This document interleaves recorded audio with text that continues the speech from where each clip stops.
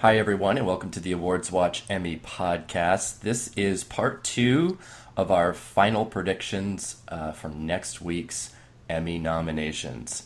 And today we're going to discuss the limited series and all of the acting predictions in there, all of the guest categories in comedy and drama, and hopefully get to writing and directing, and then end with our hopes for Emmy nominations. I'm your host, Eric Anderson, and again with me, I have Jonathan. Hello, Jonathan. Hello. And Chris. Hi, Chris. Hello. Hello. Two of our Emmy experts and two that were in last week's podcast. So there should be some nice symmetry for the day. Before we start, I do want to mention yesterday were the nominations for AwardsWatch's Forum Emmy nominations. And when I posted those on Twitter, it kind of blew up when Person of Interest got a nomination in writing and one in directing.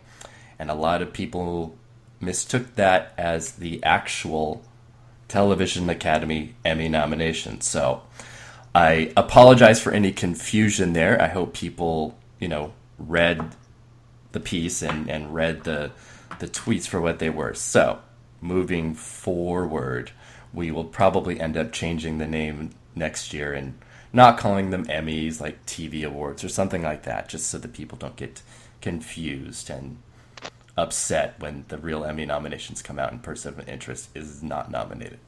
So, just to get that out of the way, we're going to jump right in to the limited series and TV movie acting categories, which I'm kind of glad that we are giving an entire podcast to this. We had to do this a couple of weeks ago, too, with Todd Vanderwerf, because this section is so much more competitive and stacked than I have seen it in decades.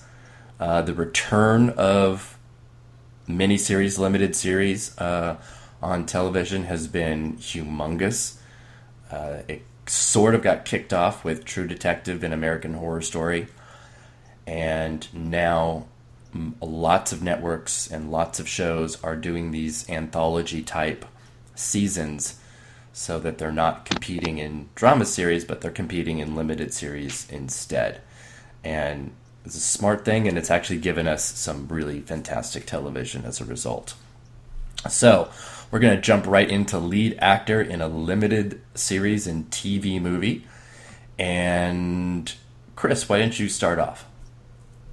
Okay, where are they? I have Bryan Cranston all the way, Benedict Cumberbatch for Sherlock, Tom Hiddleston for The Night Manager, Oscar Isaac for Show Me a Hero, Courtney B. Vance for The People v. O.J. Simpson, American Crime Story, and Patrick Wilson for Fargo. And I have a very similar lineup to yours, just the difference I do not have Taylor Swift's boyfriend in. I have Idris Elba, a previous nominee in this category for this show, Luther. Jonathan, what do you got? I have Bryan Cranston for All the Way, Benedict Cumberbatch for Sherlock, Oscar Isaac for Show Me a Hero, Ian McKellen for The Dresser, Courtney B. Vance for The People vs. O.J. Simpson, and Patrick Wilson for Fargo. So, Jonathan, I want to ask, because I see that I think Nicole also has Ian McKellen in. Are we sure that he is being pushed lead? I've looked at the Star's website, and they haven't really said anything specific. That's a good. He's lead on the ballot, I think. He is lead on the ballot? Okay. I was going to say, I thought Then him I'd and have to- Hopkins were both lead. Okay, so just like the movie. All right. Yeah. Because you Okay. can do multiple leads at the Emmys, unlike the Oscars nowadays. Yes. Okay, cool. I wanted to just double check that. So what are your thoughts on Ian McKellen over Hiddleston or Elba or anyone else for that matter? Cuba Gooding Jr. even. Mostly just the old British actor prestige. I kept going back and forth between him and Hopkins because I could see a scenario where like both of them make it in, but I just don't know who else I would drop because Cranston is probably our winner. Courtney B. Vance and Patrick Wilson are both in the front runners for miniseries right now, and Oscar Isaac. I think Isaac is like a rising star at this point, so he'll have enough passion to make it in. Mm-hmm. He's a little wobbly. He could be an unfortunate snub. And then Benedict Cumberbatch won 2 years ago for his Sherlock performance. So I want to predict both McKellen and Hopkins just because they really like, nominating older British actors, but I don't know who to drop her. So that's my justification for predicting them right now, at least. Okay. I am intrigued that you're thinking Cranston is the winner here. And obviously he is an Emmy favorite. That's undeniable. I think Courtney B. Vance is the winner here. He's definitely a contender. It's just a case of old favorites. I mean, they both have the advantage of playing iconic real-life figures and having pretty much across-the-board acclaim. But Cranston is also a previous 4-time Emmy winner, so I think that gives him a certain advantage. So, yeah, I do too. I do too. I'm so locked into The People versus O.J. Simpson as being the story of the day with nominations. Mm-hmm. And I mentioned Cuba Gooding Jr. a minute ago because both Vance and him are submitted in lead. And I will not be surprised for 1 millisecond if Cuba Gooding Jr. does not make it in here. I will not be surprised. Because I do believe that this is going to be the most nominated show of the day. And I think by a pretty significant margin. Okay, other than, I don't know, Game of Thrones will also push that, but, I mean, certainly in the limited series section. Oh, definitely. So, I feel like it's just going to go so deep on this show. I'm almost terrified of it. Mm-hmm. And Chris, you have Tom Hiddleston in, and we discussed this a little bit on the last podcast that you feel pretty good about the Night Manager getting a strong push from AMC. So. Yeah, I could see it going either way. So I've put it in quite a few places, and we'll see if it lands. It could land absolutely nowhere, or it could be a major hit like Wolf Hall was. So we'll see. It's a British prestige drama. So and he's, as I said on the last podcast, he's apparently super thirsty for it, and he's campaigning a lot. So we'll see. It does seem like he is, the new Eddie Redmayne here. So he is thirsty and parched indeed. So of each of your guys' list, who is your most vulnerable, and who would you replace them with? Chris, you go first. I think my most vulnerable is Tom Hiddleston, but I'm scared for Oscar Isaac. And who would you replace? With whoever. Probably Idris Elba. Okay.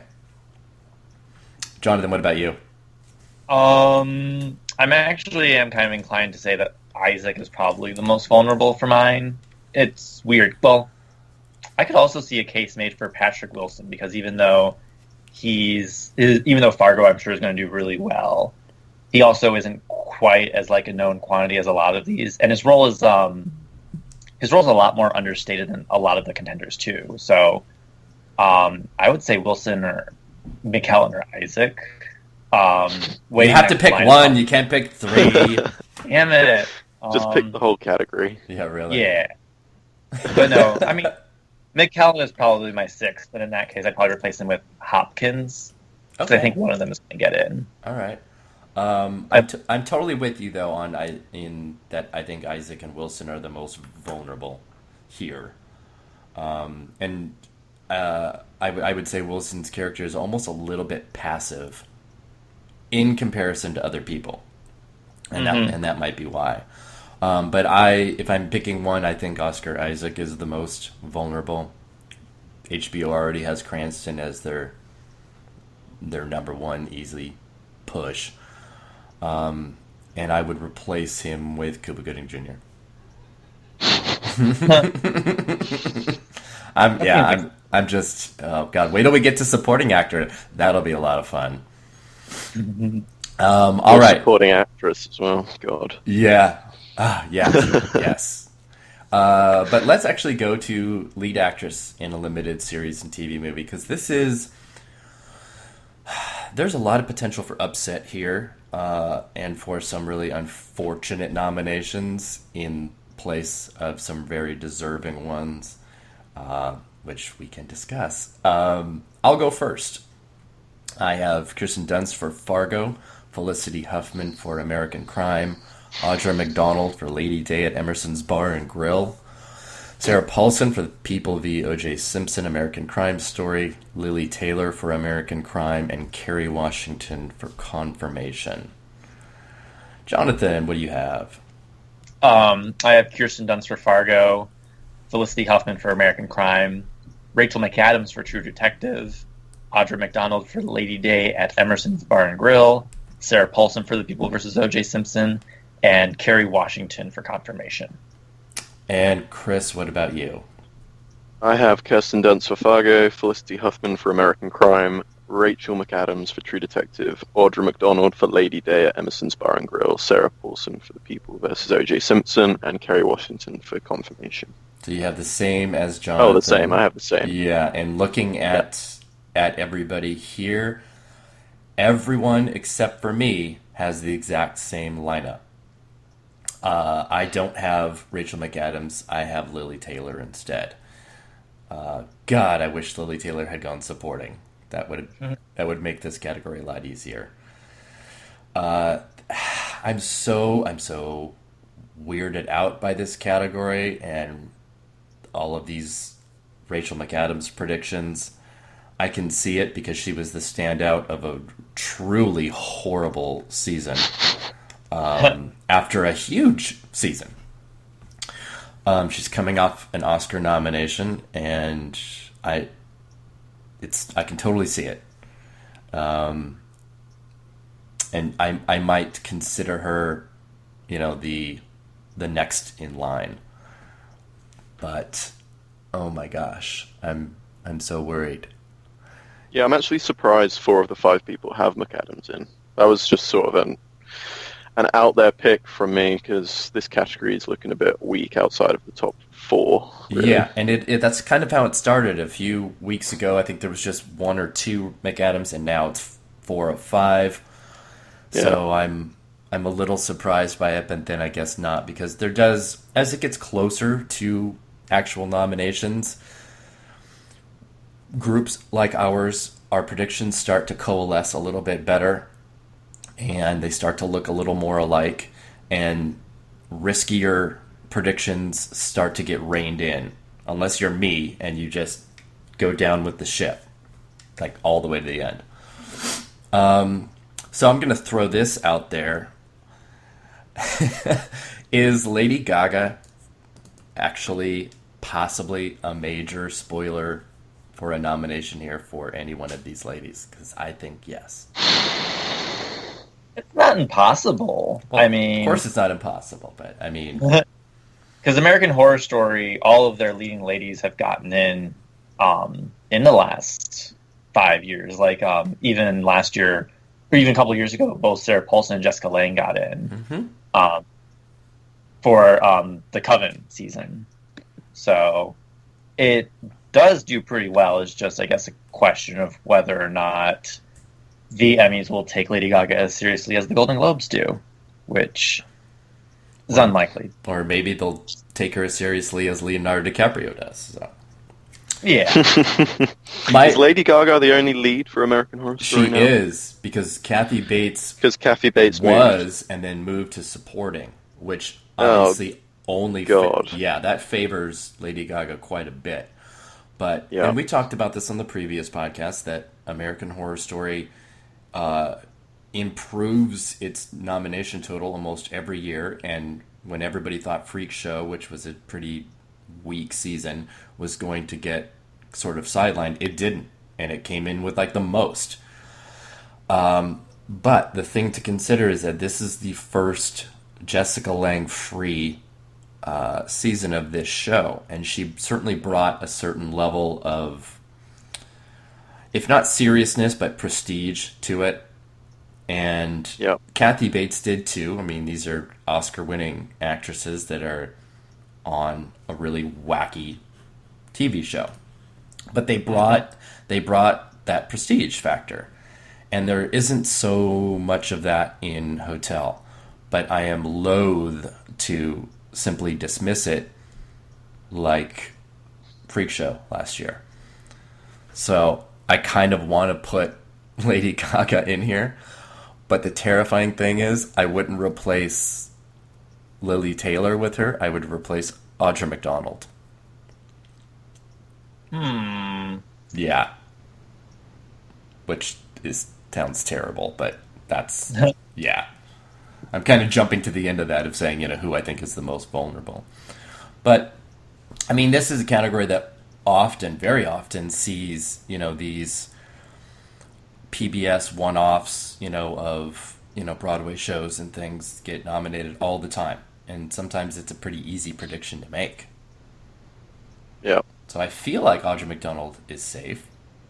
And maybe it is actually Lily Taylor that I should be looking at. I don't know. What do you guys think? What do you really think about Lady Gaga here?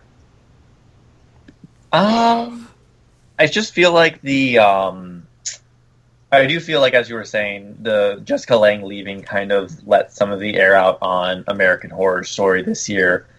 And it also doesn't help that the People versus O.J. Simpson, I think, is going to be stealing a lot of the FX thunder, and Fargo are also going to kind of steal a lot of its thunder. Yep. So I feel like it's honestly like third priority for FX at this point in these categories.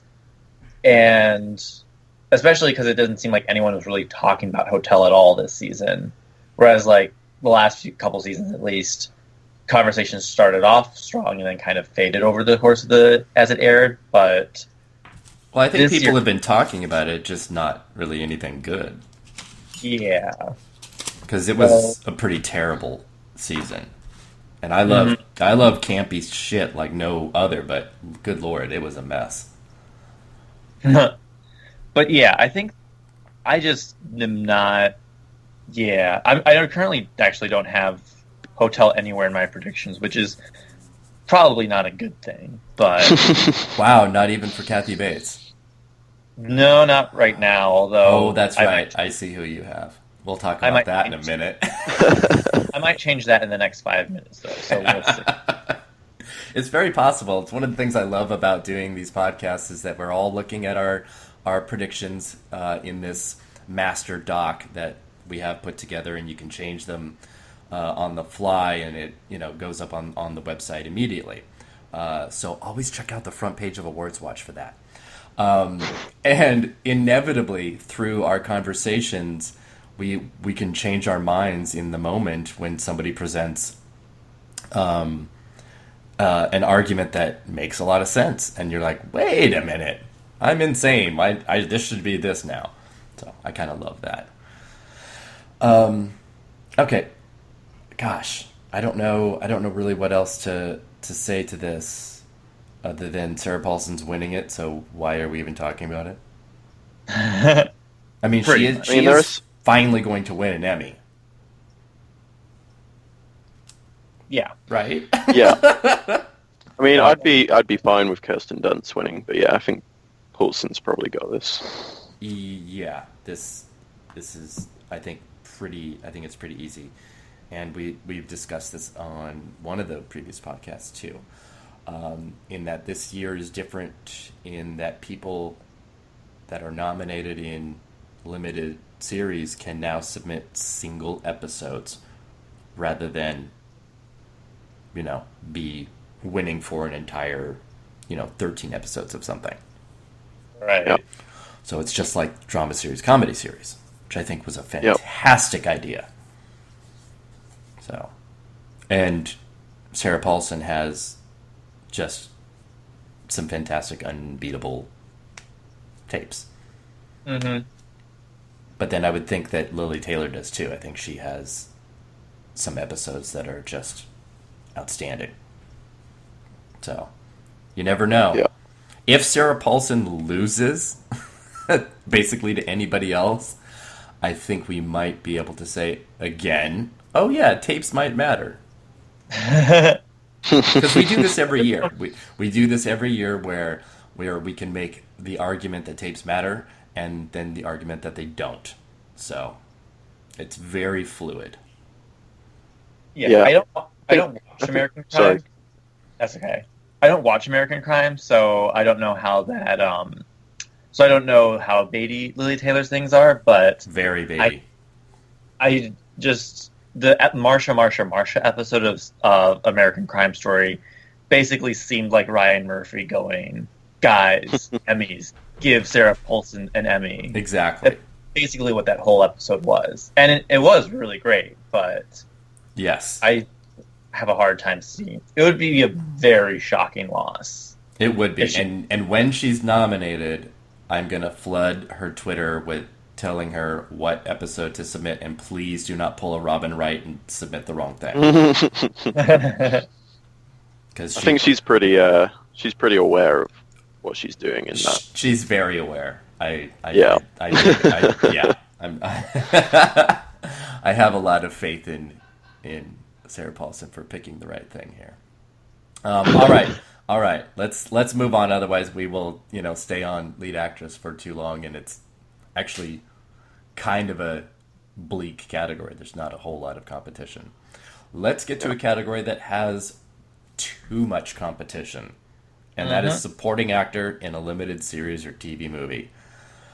This is a category that could go absolutely batshit crazy for the people v. O.J. Simpson, because there are like 5-6 actors competing in this, and most of us have 3 of them getting in. It's, oh my god, this is going to be a bloodbath on nomination morning. And Chris, why don't you start off with your predictions?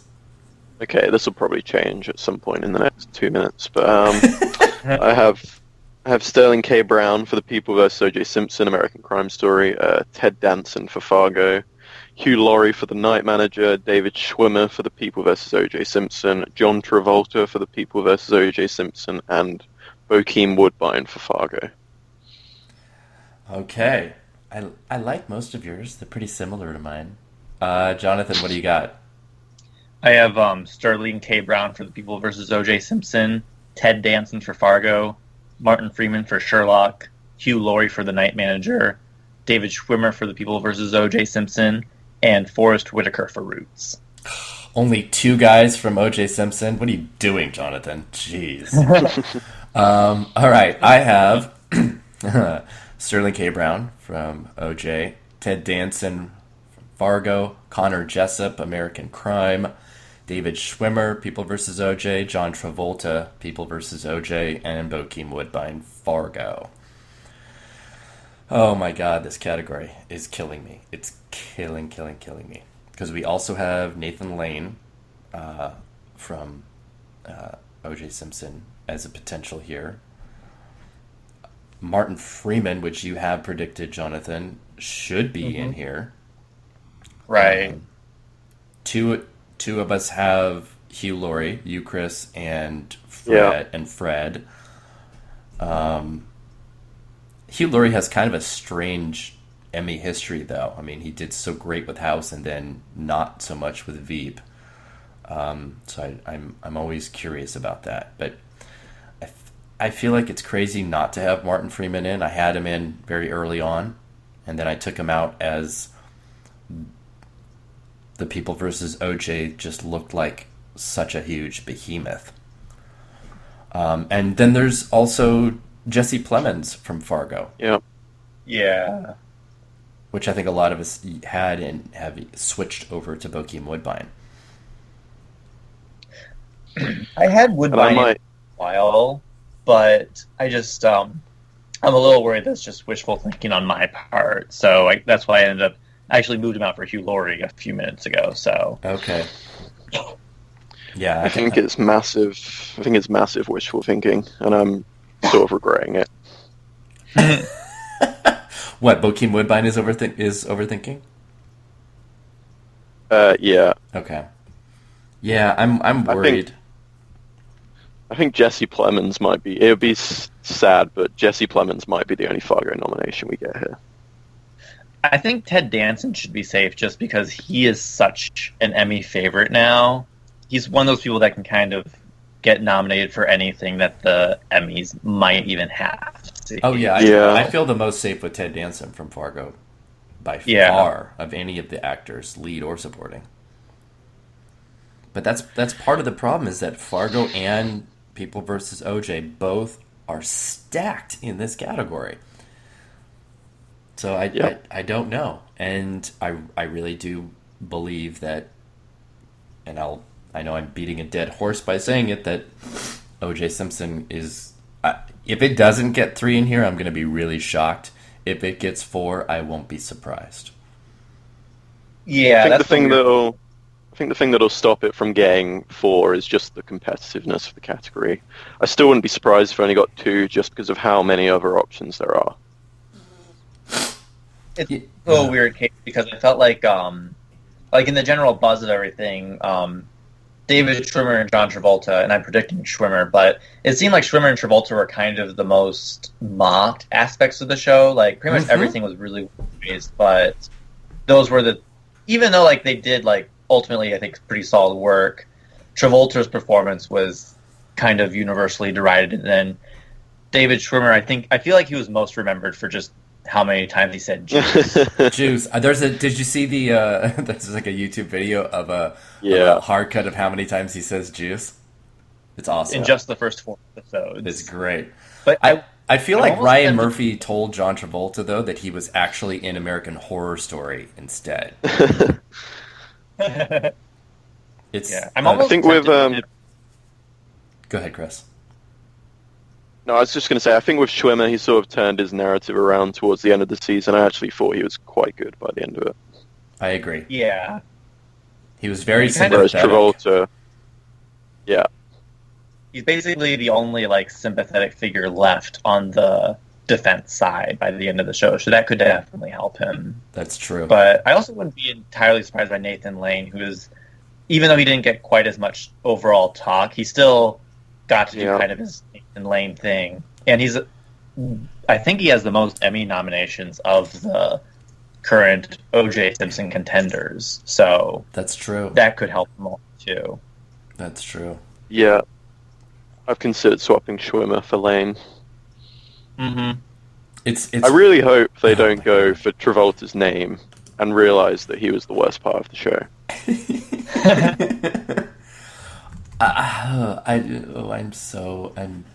I'm looking at this list, and I go, okay, there's six open slots. There are so many different ways this could go. It could go 3 for Fargo and 3 for O.J. Simpson. It's that crazy here. Obviously, the person I think is the most vulnerable is actually the person I want to get in the most, because that's my luck. And that's Connor Jessup in American Crime, who I really, really, really think deserves to get in. He should have been lead, but I don't think he would have stood much of a chance with those guys.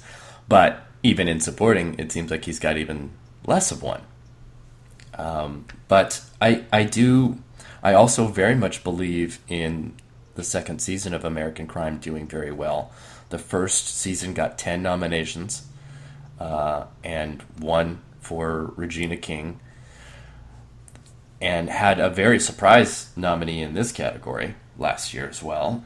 And this second season has been much more high profile and talked about than the first.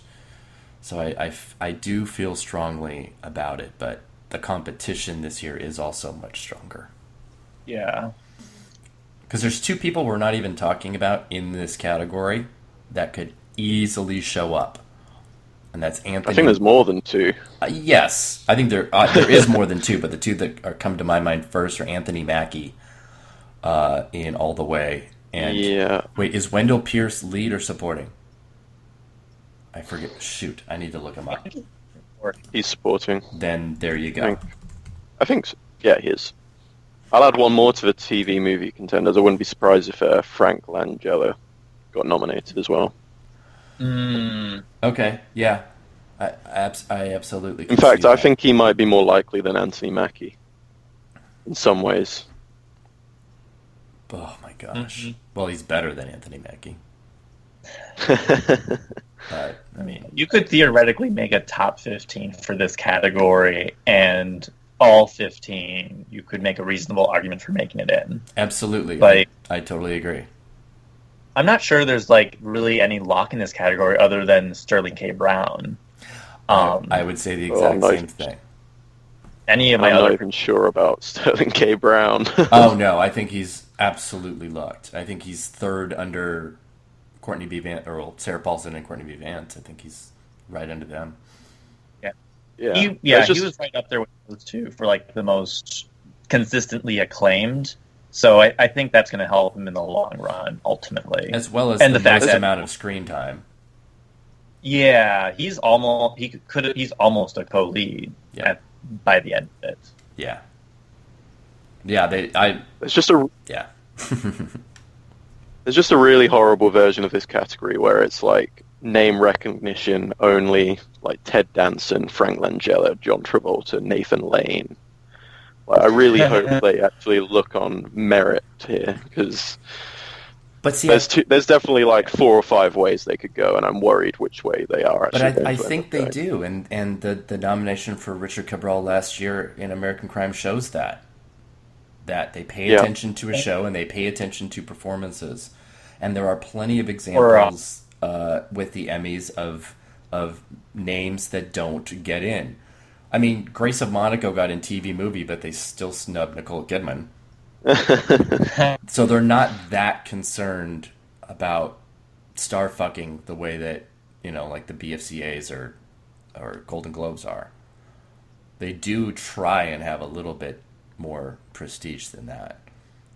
So that's why I feel okay about things like Connor Jessup and Bokeem Woodbine, and not simply, name checking John Travolta.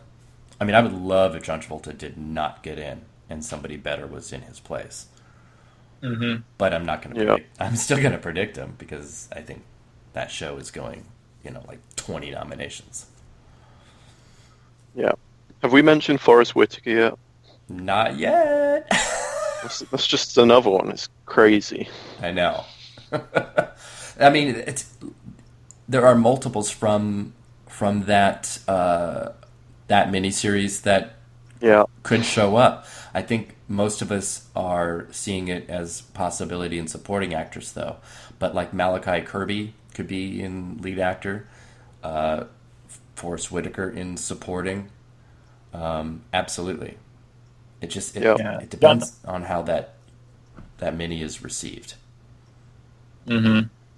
And then there's Martin Freeman, who just won last time he was nominated, and it feels like only half of us are predicting him. Mm-hmm. Yeah, and that was that was the thing that early on I think all of us had him in, and we've slowly removed him to add more people versus OJ.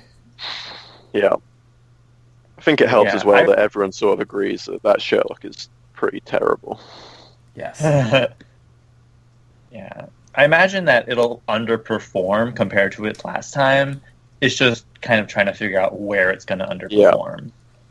Especially because, it won in so many cases unexpectedly, the ones for Freeman and Cumberbatch.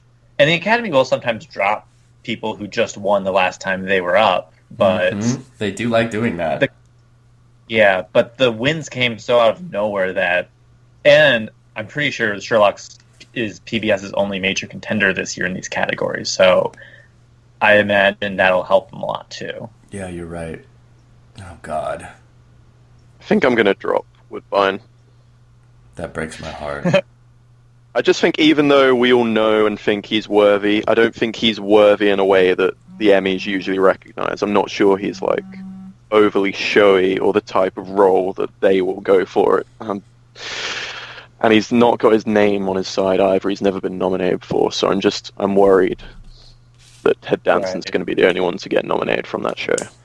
I can see that. I can definitely see it, but it's still, oh my gosh, yeah. Well, we have 5 days, 4.5 days to make these changes, but oh my goodness. Yeah, I do think this is. I think this is the toughest category of all acting categories of the nominations. Is this one? I don't think anyone's going to go 6 for 6. Honestly, it would be shocking. So, good luck to everybody. Yeah. Anything more on supporting actor? I just think we're going to end up with 7 or 8 nominations. That would be really awesome, and I think it would be possible. Yes. I mean, if they can do it in supporting actress in a comedy series last year, they can fucking do it this year here. Yeah. That would be great. See, then it would be 3 for O.J. Simpson, 3 for Fargo, and Connor Jessup, and I'll be super happy. All right, let's move to supporting actress in a limited series or TV movie, and I will start off. I have Kathy Bates for American Horror Story Hotel, Emmy Corianaldi for Roots, Regina King for American Crime, who won this last year, Melissa Leo for All the Way, Sarah Paulson, American Horror Story Hotel, and Jean Smart, Fargo. Chris, what about you? I have Kathy Bates for American Horror Story, Catherine Keener for Show Me a Hero, Regina King for American Crime, Melissa Leo for All the Way, Sarah Paulson for American Horror Story, and Jean Smart for Fargo. And Jonathan? I have Connie Britton for The People vs. O.J. Simpson. Olivia Colman for The Night Manager, Regina King for American Crime, Melissa Leo for All the Way, Anika Noni Rose for Roots, and Jean Smart for Fargo. Okay, so there's 2 things to talk about here, and I'll save one of them for a little bit. And that is the Anika Noni Rose versus Emmy Corianaldi, both from Roots, because there's at least one other person that has Anika Noni Rose. I'm the only one with Corianaldi. I feel like they're both pretty vulnerable. I don't think both can get in.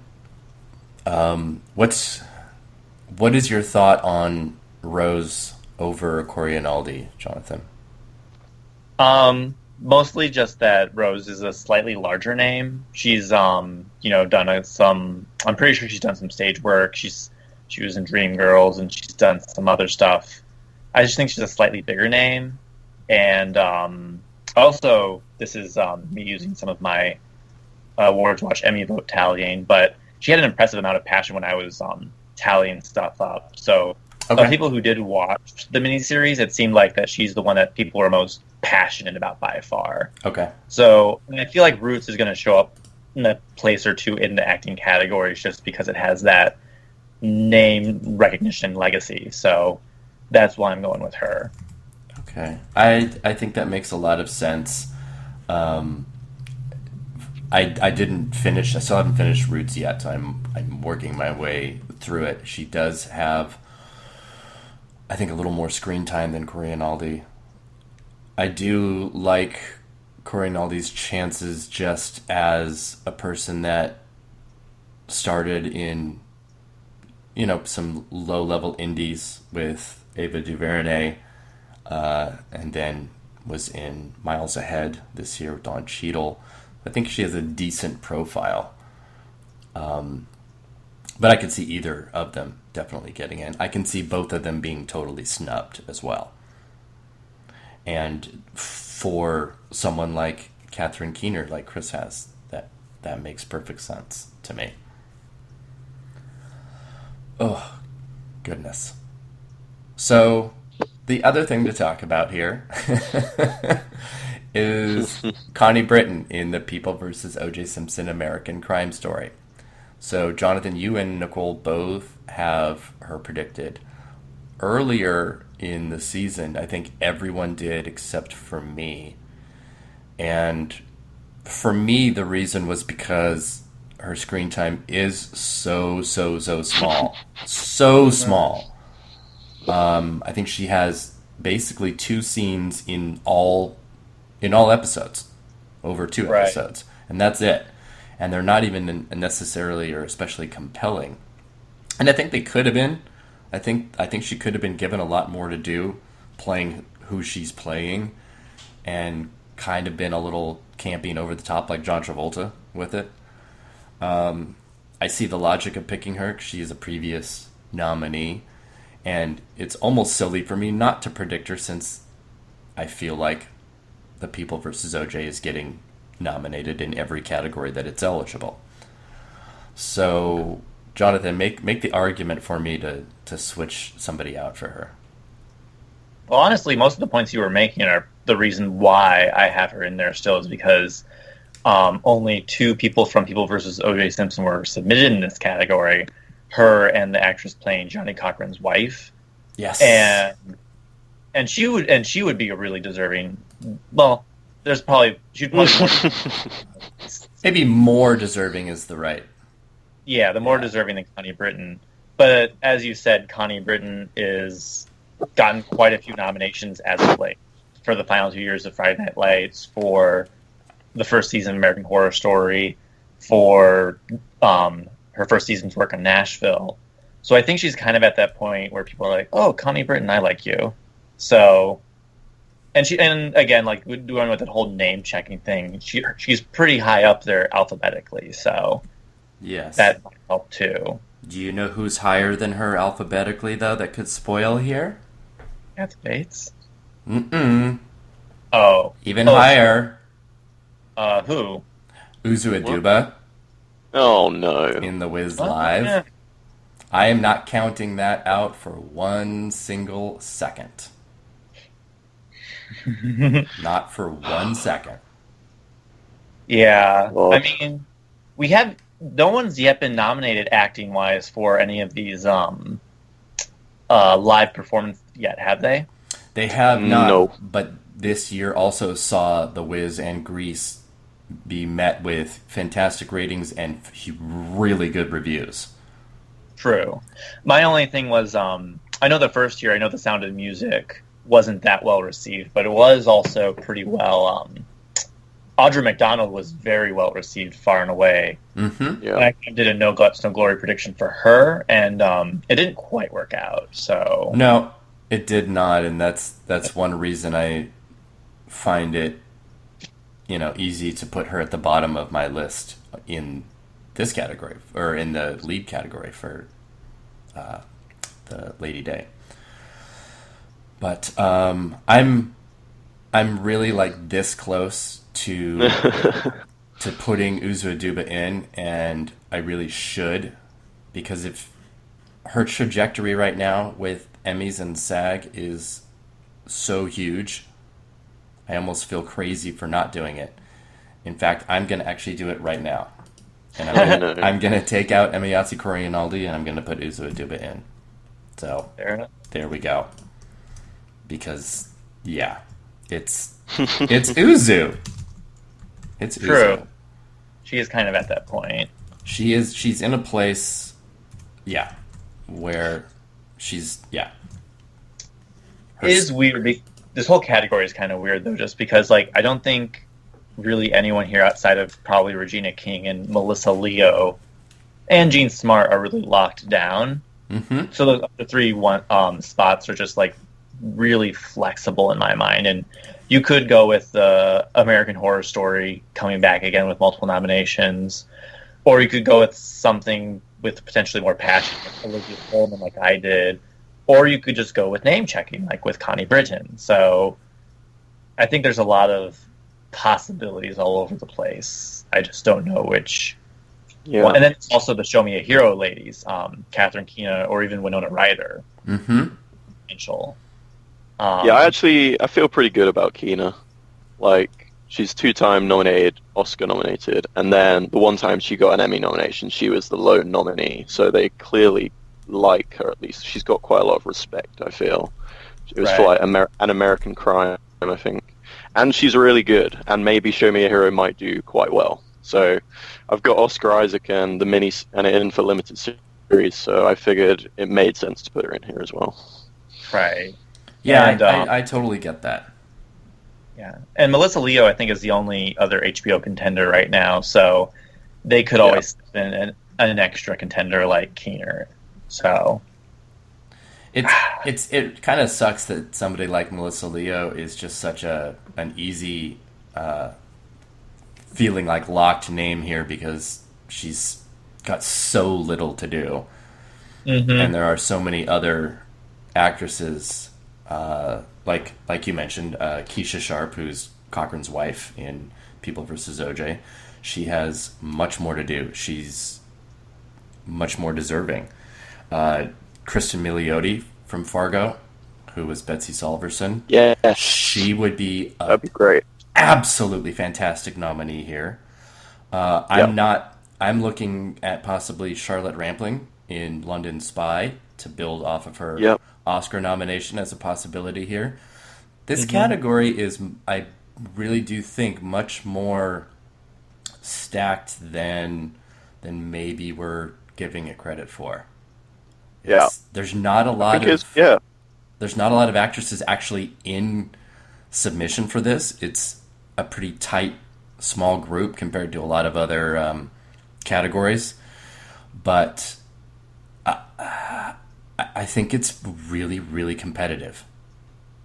Yeah, and I get the Connie Byrne thing. I had it in for a while, but it would be like insane. Yeah, she was on screen for about 2 minutes. And, like, doesn't name checking normally happen when like people haven't seen the show? Like they just tick someone's name that they haven't seen it, but they like someone. I assume everyone's seen American Crime Story, and surely they realized she wasn't in it for more than 2 minutes. That's actually a really good argument against Britain getting in. I didn't really think about it in those terms, but it would be like a reverse name check. I like that. Like you scroll through the ballot and then you see, oh, she was in that show? I never even saw it. Yeah. Well, but then again, she got nominated for Nashville, so... Yeah, in like a weird multiple tie situation. Yeah. There's also Gillian Anderson for War and Peace. So there's a lot of potential here. Yeah. And like supporting actor, I don't think there's that many locks, and I think there's a lot of potential. Yeah, it would be nice to see Olivia Colman break through in America and here as well. That'd be nice. I do like her. She was so awesome in The Lobster. Oh my god. Yeah. Well, yeah, I think someone like her gets in if limited series is strong. Yeah. I don't know if she could get in on her own. But yeah. All right. Wow, we kind of did a pretty good job getting through those acting categories. I feel good about that. Is there anything more on supporting actress or in limited series that we want to discuss before moving on? I'd say it's time to move on. I think it's time to move on, too. Yeah. So we're going to move to the guest acting categories. So we have guest actor in a drama series, guest actress in a drama series, and then in comedy as well. And one of the benefits we have for this is that we already have their submission episodes, as we do every year. And that can either, I mean, if you watch the shows, you can have a good idea or opinion about what episode they have submitted. So let's go right into it, and we will also name the episodes in our predictions. Jonathan, why don't you start with guest actor in a drama series? All right. I have Reg E. Cassie for House of Cards. He submitted Chapter 49.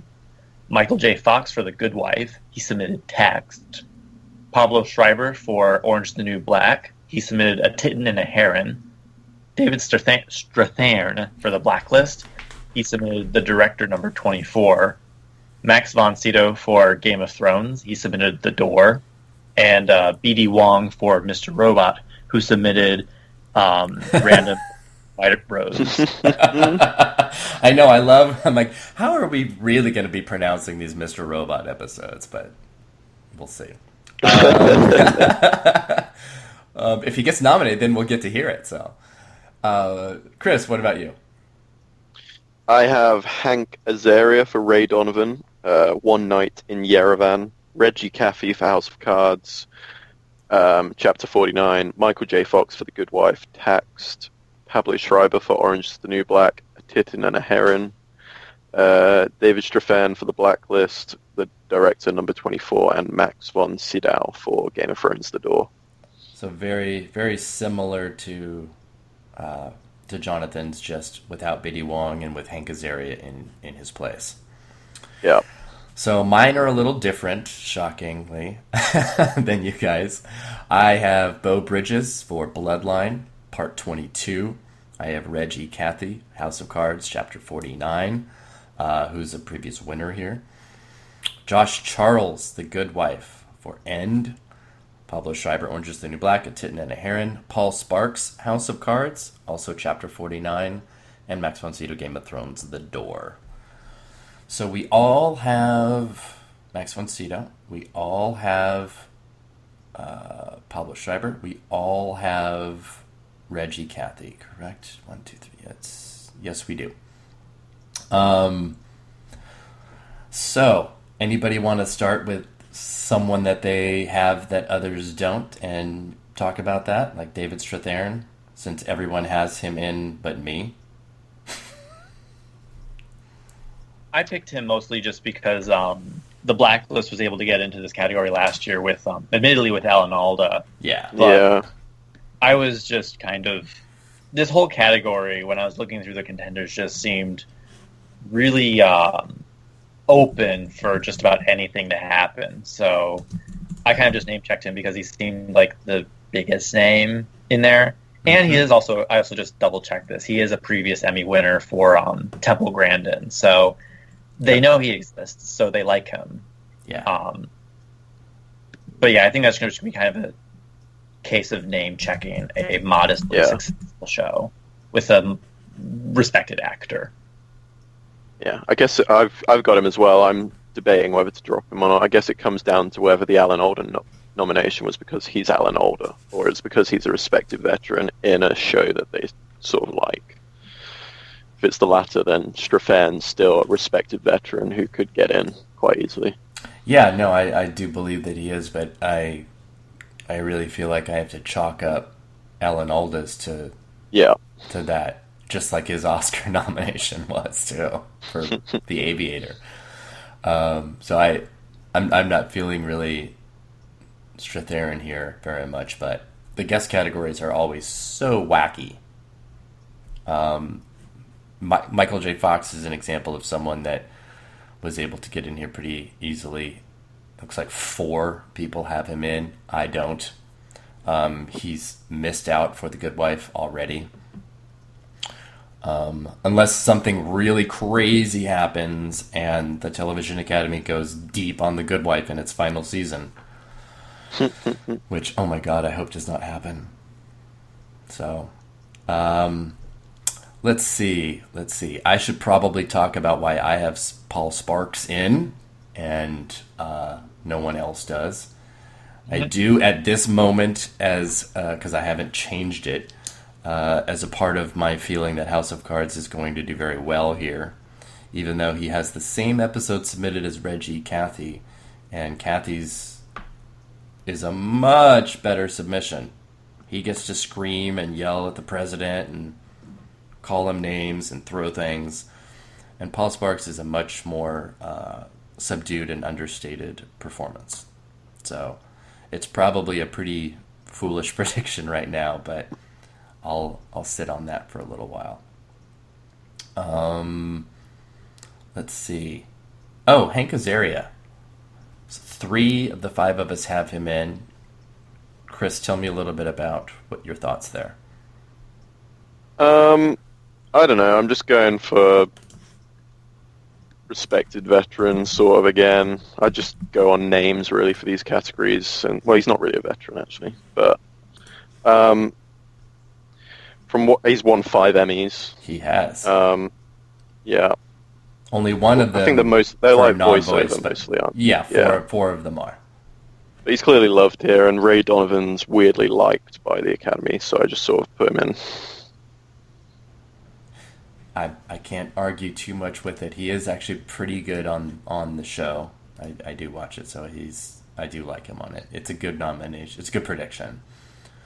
I think me and Fred are the only people with Josh Charles in. But again, I feel like Fred hasn't changed his predictions in a while, so maybe it's not completely current. Josh Charles actually has a lot of submissions this year. I think he has like 4 or 5 across different shows and categories. I do feel like he's going to have to land one somewhere, and if it's going to be somewhere, it's going to be here. I think that makes sense. I feel pretty good about that. Actually, I feel better about him in The Good Wife than almost anybody, except for maybe Christine Baranski, who's never been snubbed. Is his appearance in the finale like a 2-minute thing? Like, what does he actually do? I stopped watching it. I don't know. I don't watch it, so I'd have to reach out and find somebody over 65 and have them tell me about the show. So, I shouldn't say that. We have plenty of people under 65 in the AwardsWatch forums who love the show and get mad at me when I shade it that it's for old people. Josh Charles won our AwardsWatch Emmys a couple years ago. Yes, see? There's a strong Good Wife contingent in the forums. I still watched it back really then, did. I think. I have only watched a couple of episodes, and that's because they were submission episodes to help me make my decisions for predictions, but that's it.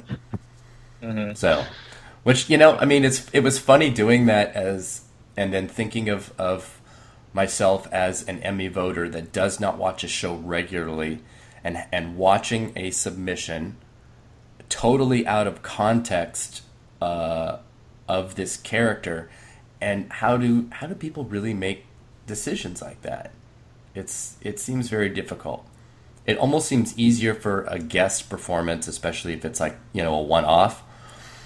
But with the total removal of context of a show or a character, I just feel like it's very hard to make a decision, and that's why we end up seeing, big performances or big names, or at least used to all the time. So, I don't know. Yeah. It seems very difficult to me.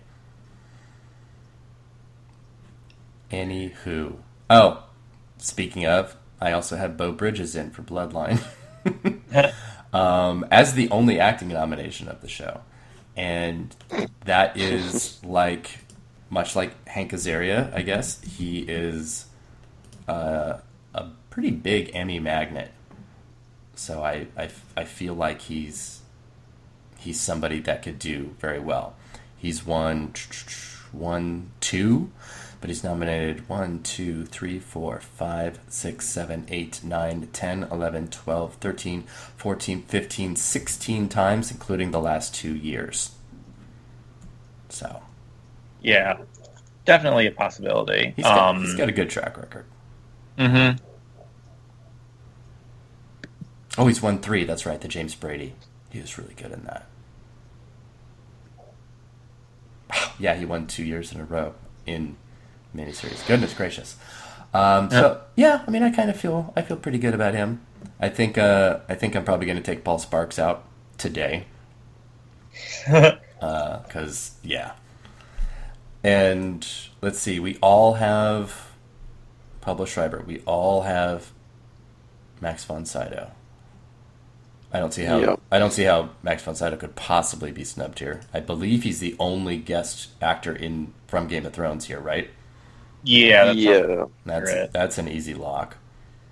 Yeah. I'm just working my way through season 3 of Orange is the New Black. I think I'm up to 9, which is not. So I have not seen Pablo Schreiber yet. So I don't know. I think think mainly people are just going because he got nominated last year. Yeah, I heard it's a very, very small, possibly even just one scene. Yeah, It this is is a single scene. Okay. It Yeah. is a very it's a very dramatic one though, so it's definitely not to spoil anything, it's definitely different from everything he's done with the character before. So since they nominated him last year and he was one of the only nominations for the show last year, and I think this year he's the only guest actor in this category too, so that'll help him Yeah, a lot to stand out. I agree. We could be seeing a very similar lineup of nominations for Orange is the New Black this year. Mhm. yeah. This year from last. Oh goodness! All right, I'm gonna. This is just a it's just a really weak category, I think. It is. Very. It is. I'm looking through the ballot list right now. Yeah, I was just scrolling right now. I'm like, what is this? This is nothing. I'm surprised there's no Horace and Pete on it, but I guess the guys at the bar were probably just in the background of a load of episodes. Yeah, they didn't. They were. He was pretty stingy with his submissions in the guest categories. I think. Yeah. I I believe feel the like Tom Noonan maybe could have happened. Yeah. Oh yeah, I haven't gotten that far yet, but Oh, sorry. But, I haven't either. I'm still like only at like episode 3. I've been so like long to get to it. oh, I think it's I just the favorite thing I watched last year. This year even. Oh, I love it. It's really good. Yeah. It's just not something that I can binge. It's too Yeah, it's too much to binge. I just got up to episode 6 a couple days ago, and that was probably my favorite episode yet. But it was also like such a depressing gut punch that I kind of had to like walk away from the show for a few days. yeah. That one's really sad. But I just double checked, and no one was submitted from Horace and Pete and guest actor. Yeah, no one. He only submitted 3 guest actresses. A.D. Bryant, Hannah Dunn, who was in the 6th episode, and I think would also be a deserving nominee, but we'll save that for guest actress, I guess. Exactly. Well, that's got the lockiest lock that's ever been locked, I think, just about in that category. Yeah, I'm still looking through all of the. Yeah, the I find it list funny for that guest actor. I find it funny that Bradley Cooper's eligible in 2 categories this year. I know. And we'll get in nowhere, but yes. Oh, I'd love to see John Carroll Lynch get in for Walking Dead. He was so good. Vincent D'Onofrio sort of stands out as someone that was actually good in this category. Yeah, but it'll be like somebody horrible like Andrew Dice Clay for Vinyl. Yeah, Vinyl's got a lot. They do. John Cameron Mitchell as Andy Warhol, which is pretty interesting. What? Oh, yeah. Oh, yeah. It's like... Oh, okay. No. Oh, but he looks more like Anna Wintour. So I don't know how that's working now. I'm gonna say no to that. Oh my gosh. I wonder if anybody else actually from The Good Wife might be able to show up, like Dennis O'Hare or anybody. Yeah, that's been the most consistent nominee in this category. So I went with Michael J. Fox because he has been a consistent presence in the category. But Josh Charles is also entirely possible because they sometimes like to nominate those returning regulars who happen to show up in the guest. So that's definitely possible. Yeah. Yeah, I almost feel like The Good Wife sort of took the mantle of Law and Order Special Victims Unit really for nominations there when that show used to be so huge and just filthy with potential nominees. Or ER. I was actually just looking at that earlier. They had a nominee every year and won quite a few. Yes, they did. Goodness. But once the good wife leaves, there really won't be anyone to carry that mantle in this category, it seems like. No, nothing quite like that. I thought maybe like Scandal or How to Get Away with Murder would be the kind of show that, can fill out these categories quite a bit. Yeah. But Scandal got abandoned last year, so... Yes, it did. Yes, it did. Oh my god, Zach Woods was on The Good Wife? Why? Why? Ugh. Anyway, alright, let's move on. We've only gotten to one damn category in this. Yeah. Let's get to Guest Actress in a Drama Series, and I will start. Ellen Burstyn, House of Cards for Chapter 41. Allison Janney, Masters of Sex for Masters of Gravity. Margo Martindale, The Americans. The Magic of David Copperfield v. The Statue of Liberty disappears. And fuck you for this long episode title. Laurie Metcalf, Horace and Pete, Episode 103. Sarah Silverman, Masters of Sex, Surrogates. Cicely Tyson, House of Cards, Chapter 40. Chris, what do you have? I have changed, so don't get your hopes up about that nomination. I have Ellen Burstyn for House of Cards, Chapter 41. Allison Janney for Masters of Sex, Masters of Gravity. Natasha Lyonne, Orange is the New Black, Empathy is a Boner Killer. Laurie Metcalf, Horace and Pete, Episode 103. Margo Martindale, The Americans. Cicely Tyson, How to Get Away with Murder, Anime. I could listen to Chris say boner all day long. That was lovely. That was just epic. All right, Jonathan, what do you have? I actually have the exact same predictions as Chris. Yes, you do. And when I'm looking at everyone except for me has I believe, the same. No. Oh, because you switched out Marissa Tomei, but Fred still has Marissa Tomei. So, yeah, I need to pull Fred aside because I think his predictions are a little bit dated. But we'll see. I really want to put Natasha Lyonne in for that episode. She's really, really good. I like it. She's good. I have Cicely Tyson in for the House of Cards episode instead of How to Get Away with Murder, even though everybody else has that, because I'm crazy.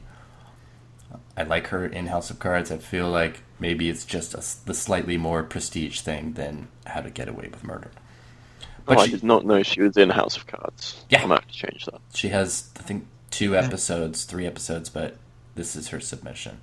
She's good, but it's subdued. And it's How to Get Away with Murder is a little baitier and juicier. So and she was nominated last year. She got in for that last year. Yes, she was. But I could easily see them moving over to House of Cards instead. I forget, can people get double nominated in this at the Emmys? I forget. I don't think they can submit multiple things. I don't find it weird that they can submit both. Yeah. I assume not.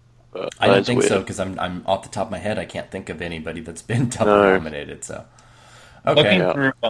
Looking through a couple of actors, Jane Alexander and Angela Lansbury, got nominated for their crossover appearances on shows on the Law and Order series, but I don't know how that nomination worked out. Yeah.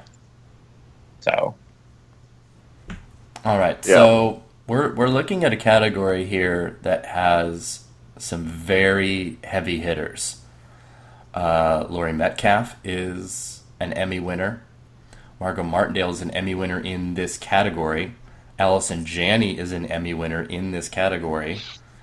And sidebar, she's 1 Emmy away from tying Cloris Leachman for the most acting Emmys in history, which she will probably win for Mom and then tie her. Right. So that feels like that record's going to be broken quite quickly. So are we pretty much, though, universally thinking that this is Laurie Metcalf's to lose? I hope so. I do too. It depends entirely, again, on whether or not people just name check or if they actually watch the tapes. But even name checking could help Laurie. Because last year, we were all all these categories seemed up in the air, and then Reggie Cap, Margo Martindale just kind of blew everyone's predictions to smithereens. It is. So you never know. category. That was a perfect example of a tapes don't matter. When Margo Martindale won for a nothing performance, and this episode submission is a nothing performance again. So I don't watch House of Cards, but I still also wouldn't be surprised by Ellen Burstyn winning just because she's Ellen Burstyn. Yeah. She is in my estimation from my predictions, she would be a very, very, very close second. Oh God.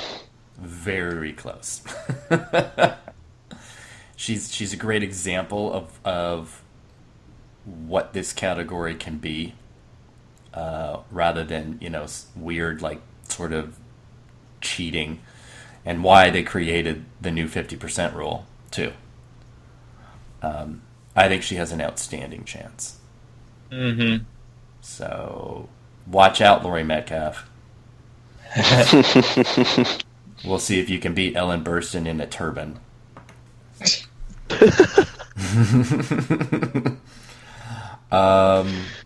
Gosh, I have Sarah Silverman in.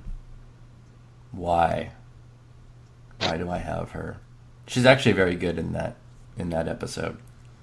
Her drama chops are not to be messed with. She's very good. She is a previous nominee for her Sarah Silverman program too. Yep. She won. Yeah, didn't she win? Yeah. Yeah. That was for like a special. That was writing, I think. Yeah, but she Yeah. has a lead actress in a comedy series nomination. So, Yeah. which was impressive because that was a very short-lived program. That's right. My God. Yeah, so I guess that's not impossible. She's been nominated. Oh, and she won an Emmy for I'm Fucking Matt Damon. That's right.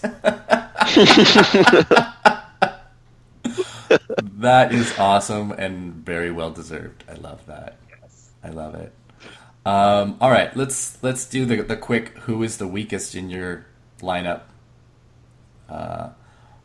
Of mine, I guess Sarah Silverman is probably the weakest. I would replace her with Natasha Lyonne, which I might do by the end of this episode. Jonathan, what about you? I don't. They all seem really strong. I'd probably maybe Margo Martindale, just as like she finally won, so maybe it kind of releases them from wanting to nominate her. Oh my God! Don't say that. That's music to my ears. Plus, maybe she'll get nominated for The Good Wife. Right. Wow. Fuck you, Chris. She just moved to a different category. But yeah, I would probably be Margo Martindale. I don't know who I would place her with, though. I just remember like kind of coming down to this 6 and feeling really good about it. Yeah. Maybe another Good Wife contender or something. Yeah. I would say my weakest is Natasha Lyonne, and I would take her out for Stockard Channing for The Good Wife. Ah. That's a good choice.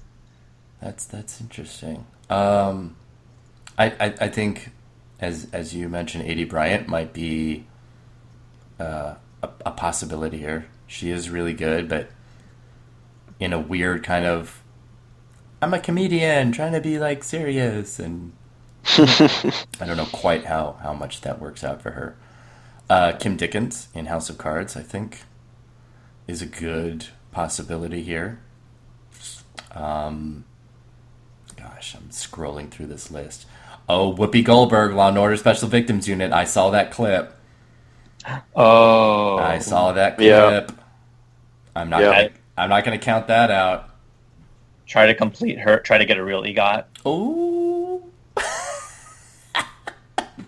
I love adding the little asterisk with Whoopi Goldberg's. I love it. Oh boy, yeah. I'm gonna hold on to that. That could be a real thing. Good Lord. I was wondering about Cynthia Nixon for The Affair as well. She's been nominated in guest before. She got like a weird nomination for Warm Springs, I think it was, and then Sex and the City as well, obviously. Yes. That's true. I want to say Patti LuPone for Penny Dreadful, but Oh, she would be my alternate. I almost predicted her just because it's Patti LuPone, and even if they aren't really hot on Penny Dreadful, they might be hot on Broadway legend Patti LuPone. So that happens in the guest categories all the time, where a show that is not in the top tier categories gets stuff in all the time. It's weird. right. Yeah. It's a sort of ghettoized thing where the Academy is like, yes, we like this show, and yes, it's critically acclaimed, but we're just gonna do this instead to appease you, and that's what it feels like sometimes. Like the Americans. Like the Americans Yep. and Margo fucking Martindale, character actress Margo Martindale. Yes. What was I just looking at?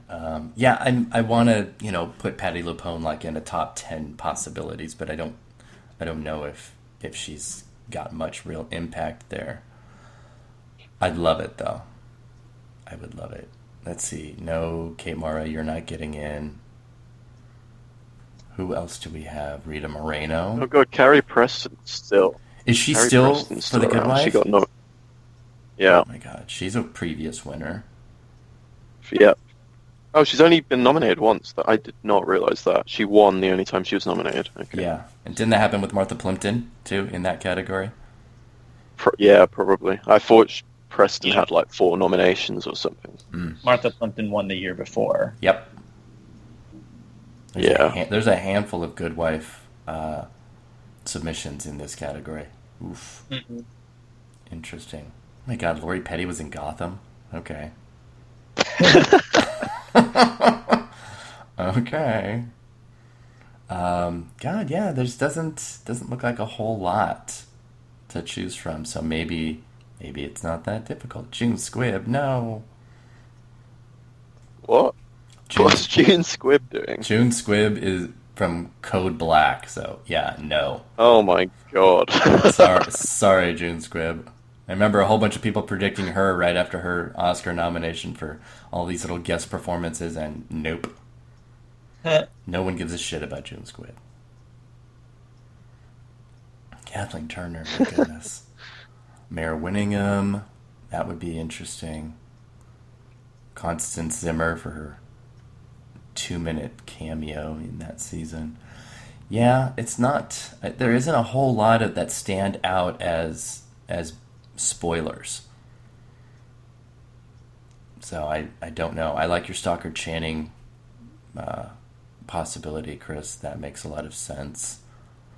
Yeah, I would probably throw in any number of guest actresses from The Good Wife as possibilities here. Yeah.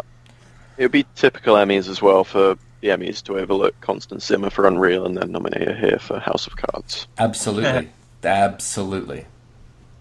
It's a far less competitive category to do that. Yeah.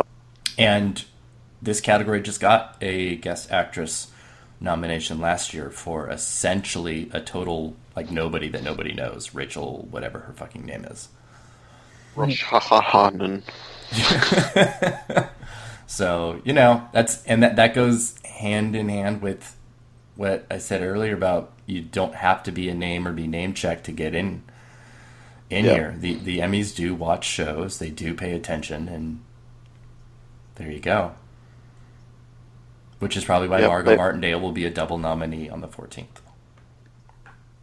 Yeah. Probably. Yeah. I'm between now and midnight on the 13th, I will probably put Martindale in supporting actress in a drama series. It seems appropriate, and it totally seems like something they would do. Yeah. So, whatever. Ugh. All right. Where are we going to move to now? We're going to move to comedy series. And guest actor in a comedy series. I will go ahead and start. And I have Steve Buscemi, Portlandia, for Family Emergency.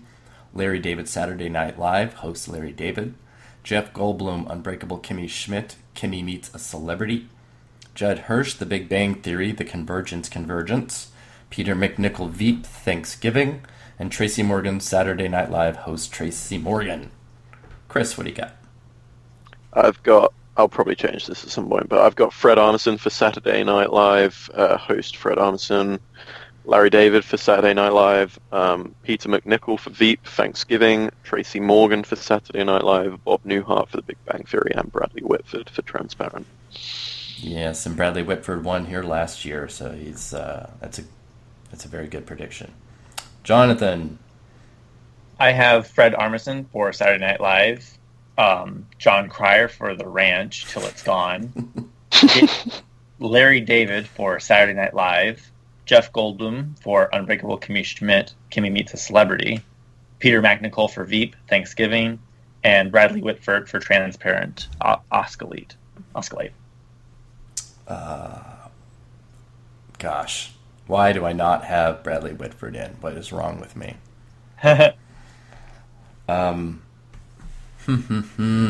This is actually is kind of tough for me, this category, because Fred Armisen is somebody who has, I think, oh my God, like 6 or 7 submissions, and I don't have him anywhere, and I feel that is a mistake. He's all over the place. He is, but then I don't want to jam this category full of Saturday Night Live hosts. So I'm not sure. And Steve Buscemi is a previous nominee. Larry David seems like an easy call. Obviously, the person I feel least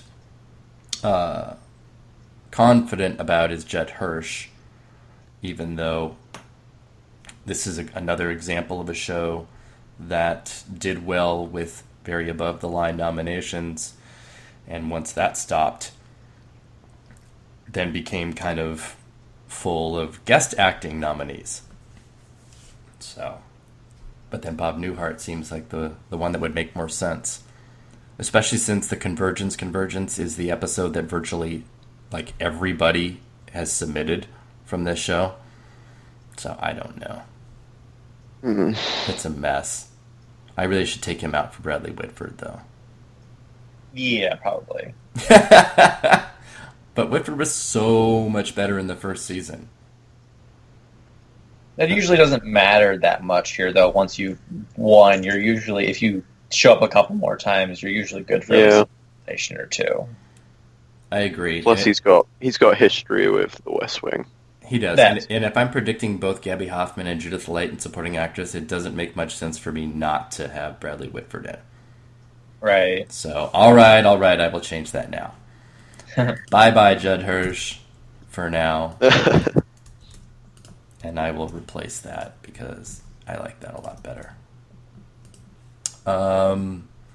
So, let me look at our list again. John Cryer. Oh. Let's talk about that for 1 second. Obviously, I get the reason why you're picking him. It's not, crazy or anything.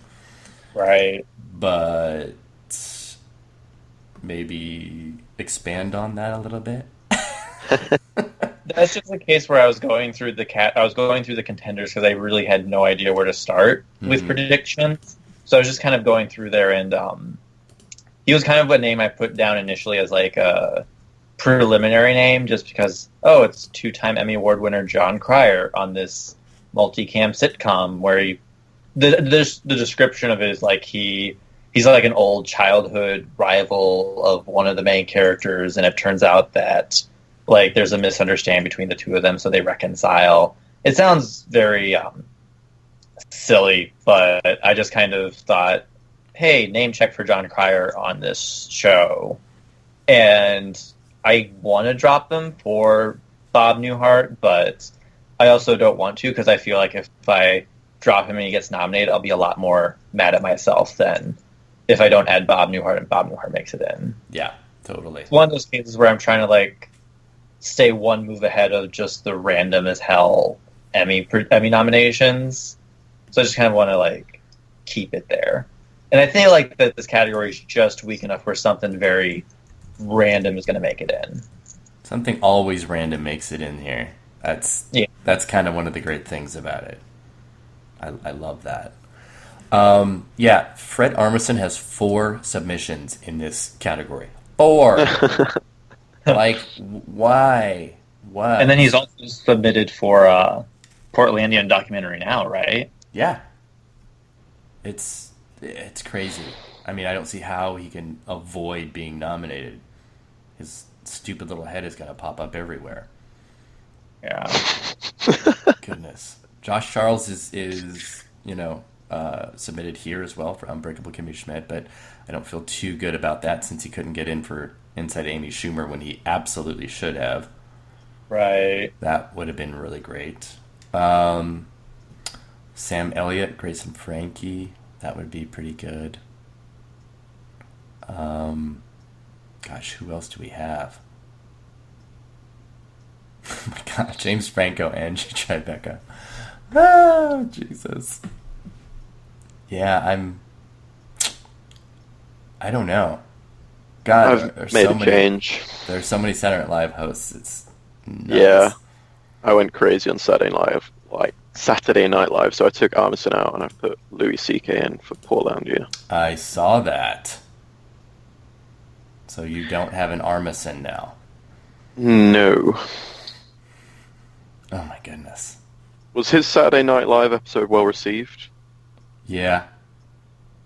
His was pretty well received, and that one sketch, the Dead Poets Society spoof, seemed like one of the most talked about. That was really sketch. funny.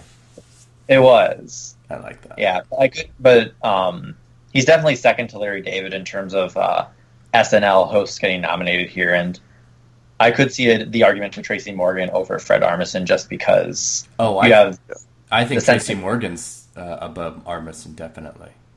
Mm-hmm. It is yeah. I'm kind of tempted to swap them out, but I'll have to think on that.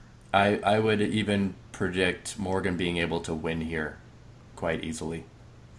Yeah. It would be a standing ovation. It would be a very humble speech. Yeah. I feel like Larry David, though, kind of has the advantage over the fact that his episode contains like the most talked about SNL impersonation since Tina Fey. I feel like True. It was one of those cases where everyone was like, "Hey, this real life figure reminds me of someone," and that's able to actually get that person to play them. And then he he actually appears in that episord. Right. Yeah, that too. So, and it's a case of also Larry David. He, even though he has a bunch of Emmys, he's never won for performing, despite getting nominated for like every season of Curb Your Enthusiasm. So yeah, same as like Louis C.K. Yeah, I could see that giving him an advantage just because, for once, he's not playing himself. He's playing someone. He's playing a variety of different people on the SNL. So I think that might give him a boost. Kind of, yeah. Yeah. Yeah. All right. I can see that. I do think that it would be a down to Larry David and Tracy Morgan for a win here. Granted, if they're both nominated, but I don't see why they wouldn't be. Those seem pretty easy. Everybody else after Larry David and Tracy Morgan and maybe Bradley Whitford is up in the air. I feel pretty good for Peter MacNicol, though.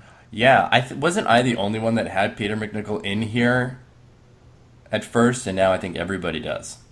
I put him down because I haven't watched Veep this season, but I remember seeing his name show up. I was like, oh, he's a previous Emmy winner. And when I kind of looked up the reaction to his performance, it seemed pretty strong. And also then he got nominated at our AwardsWatch Emmys. And the couple clips I've seen of him are pretty hilarious. So I think he'll be helpful. Insanely hilarious. He gets like the second best number of just vicious one-liners and lines. So I think he's got a very good chance here, and a really deserving one. Yeah, and Gary Cole got nominated in this category a couple of years ago when he was still a guest. So called that one. Yeah, it has a small history in this category. It does. This is yeah. because supporting actor has been so difficult for that show to break out of Tony Hale with, I think it might be a little bit easier here. Right. And again, because of that, the rule of 50%, you could have one line in an episode, and that's all it'll take to push you over that 50% rule. Right. So, but I feel pretty good about him, and he's previous winner, and so yeah. Anyway, are we good on the guest actor? Yeah. I think we are too. What are we at? We're at an hour and a half. Oh, good. We have time. Let's go to guest actress in a comedy series, and Jonathan, you start. All right, I have Ellen Burstyn for Mom, Terrorists, and Gingerbread, Tina Fey and Amy Poehler for Saturday Night Live, Angelica Houston for Transparent, Gray, Green, Brown, and Copper, Lisa Kudrow for Unbreakable Kimmy Schmidt, Kimmy Finds Her Mom, Melissa McCarthy for Saturday Night Live, and Vanessa Williams for Broad City, Game Over. I love that. I love that prediction so much. Chris, what do you have?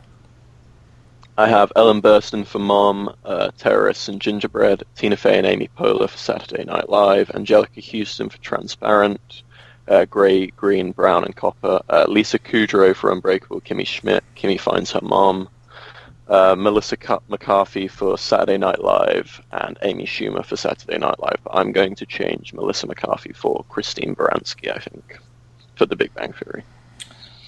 Not a bad idea. And I only say that because I have her predicted as well. So I have Christine Baranski, The Big Bang Theory, The Convergence, Ellen Burstyn for Mom, Tina Fey and Amy Poehler, Saturday Night Live, Angelica Houston, Transparent, Estelle Parsons, Grace and Frankie for The Party, and Octavia Spencer for Drunk History, Spies. Mm-hmm. And so I only have Tina Fey and Amy Poehler getting in for SNL in this category. And I feel like this category favors men from SNL far, far more than women, unless your name is Melissa McCarthy. So I'm dubious about them getting in, 2, much less than 3 here. Yeah. And I don't think SNL has gotten more than 2 nominations in here at a single time. Nope. So they have not. That's why I'm always kind of trying to figure out the 2 to go with, just because they never get more than 2, but in the last few years they've consistently been getting 2 in here. So I think McCarthy makes a lot of sense here. I definitely can see it. Yeah. And she's got... Go ahead. I was going to say, she's gotten nominated, I think, for all of her last 3 hosting gigs. So she seems like a pretty easy name check for them. I know. I just wonder, because it sort of feels like every episode that she does of this feels like every episode that she's done of this. But so she's got 1, 2, 3 nominations here, 3 years in a row. Yeah.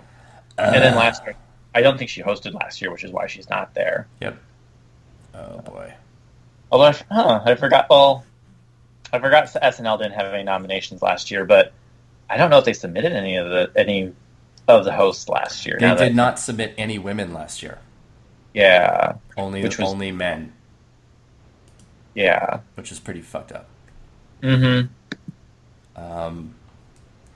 So Tina Fey is also a regular nominee in here too, and won. So because she won for her Sarah Palin performance, then she's been nominated 3 times since then for SNL, and then again for Unbreakable Kimmy Schmidt. Yeah, I don't have any misgivings whatsoever about Tina Fey and Amy Poehler getting in here, and this is the first time in my recollection that 2 people have gotten in as co-nominees. Yeah, definitely in the guest categories. Yes. So I think that's pretty awesome. And it also makes me think that this is where Amy Poehler can finally win. Right. I I think it might happen that way. So, It is weird that they're submitted together. Surely they should still submit separately. I think so too. Like they're not one person. No, they're not giving the same performance. No, they're not Siamese twins. They're nothing, So Yeah. yeah.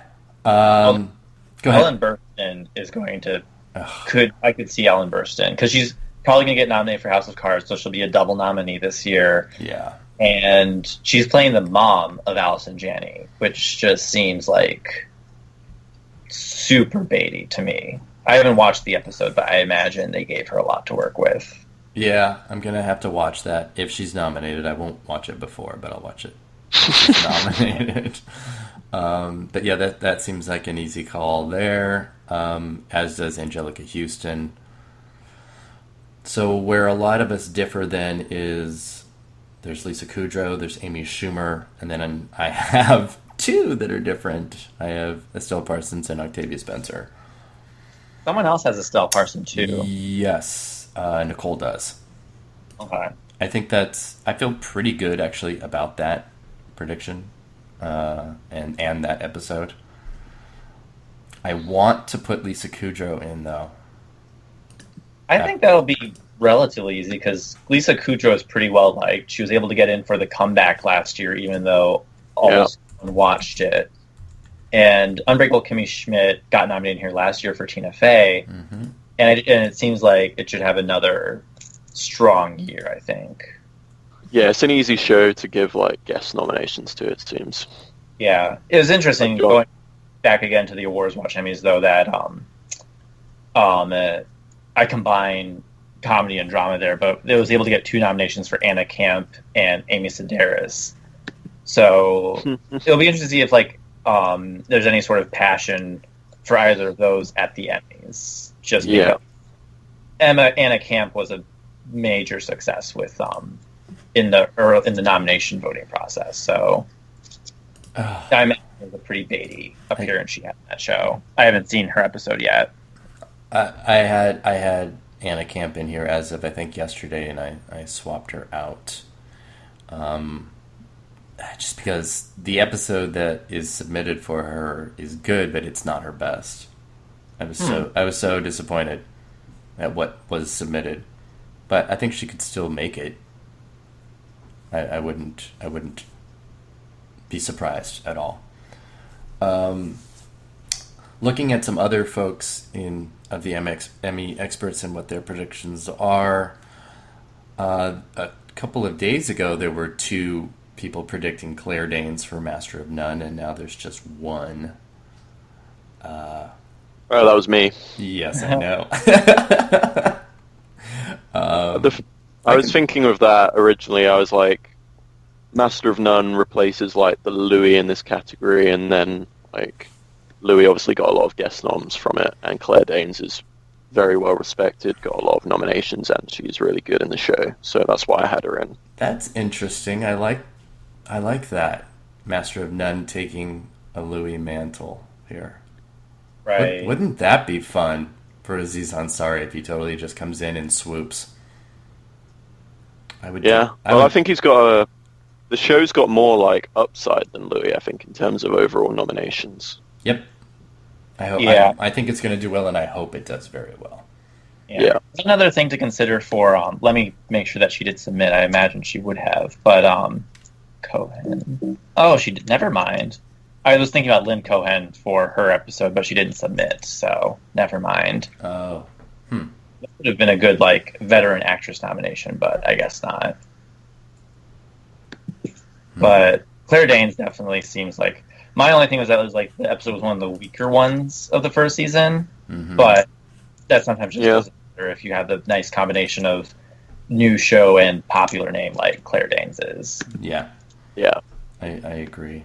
It's definitely one of the more conventional episodes, yeah. True. Jonathan, talk a little bit about your Vanessa Williams prediction. That was another case kind of like John Cryer, where I was just kind of putting down names when I was trying to fill out the category. And going back to that whole thing where they nominate these acclaimed shows that can't get above the line, they nominate them in guest categories. that's kind of my justification for keeping her in there. Mm-hmm. So it just kind of seems like a rant. She was nominated multiple times for Ugly Betty. She's a pretty well-known name. And her performance in the actual episode is also very funny. So that's just kind of my justification for it. I would love it. It would be a great nomination. It would. Let's see. There's still a couple of Amy Schumer predictions in here. I don't really know how I feel about that. And I suppose I should, obviously, if I'm asking everybody else to comment on their lone wolf predictions, I should talk about Octavia Spencer and Drunk History. Yeah. First, has anybody seen this episode? I haven't, but I heard about it. Yeah, so the episode is Spies, and she plays Harriet Tubman in it, and she is absolutely, completely fucking hilarious, and I feel like insanely great about her chances. Although she's also submitted for Mom, and I could see her getting in there instead, or maybe votes for Drunk History getting pushed to Mom instead as a more likely.